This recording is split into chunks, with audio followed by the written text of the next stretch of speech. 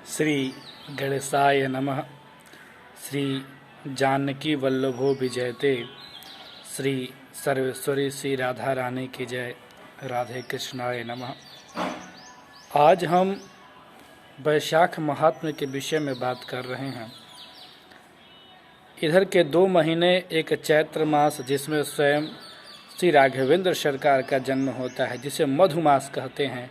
गोस्वामी तुलसीदास जी भी स्वयं कहते हैं कि नवमी तिथि मधुमास पुनीता, शुक्ल पक्ष अभिजित हर प्रीता।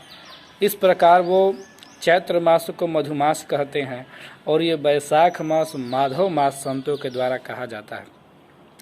इस महीने का बड़ा महात्मा है। कई महात्माओं और स्वयं ठाकुर के कई स्वरूपों का अवतार इस महीने में हुआ है।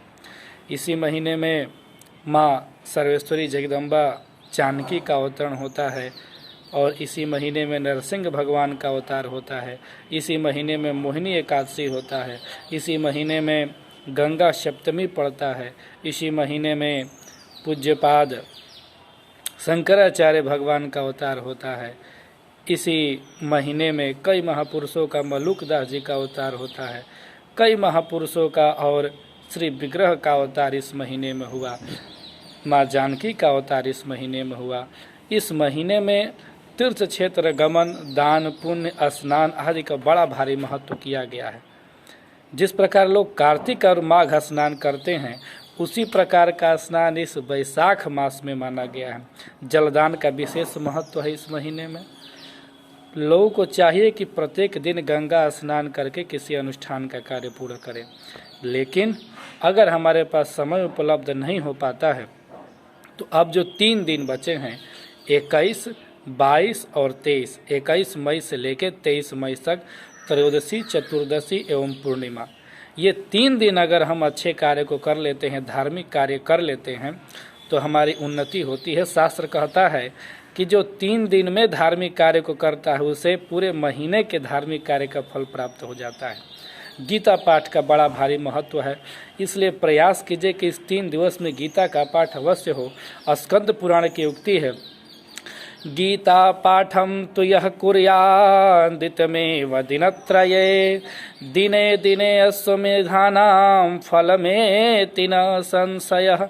जो व्यक्ति इन 3 दिनों में गीता के श्लोक का पाठ करता है, उसे प्रत्येक दिन अश्वमेघ यज्ञ के बराबर फल मिलता है। श्री रघुनाथ जी भी अश्वमेघ यज्ञ किए थे। कितना पावन हमारे महर्षियों की एक कृपा प्राप्त हुई है कि एक दिन गीता का पाठ करें और विधि पूर्वक अश्वमेघ यज्ञ का फल प्राप्त हो। इस समय अगर हम चाहें भी तो चाहते हुए भी इस कार्य को नहीं पूरा कर सकते हैं। आगे कहा जा रहा है, सहस्त्रनाम पाठनम यह कुर्याद दिनत्रये, तस्य पुण्य फलम भक्तो कह सक्तो देवी वा भुवि।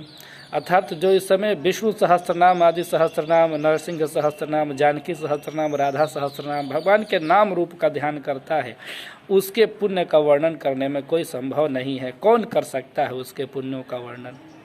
गंगा स्नान कई लोग पूरे मास भर कर चुके हैं, लेकिन प्रयास करना चाहिए कि पूरे मास नहीं तो हम 3 दिन तक अवश्य गंगा स्नान कर सके।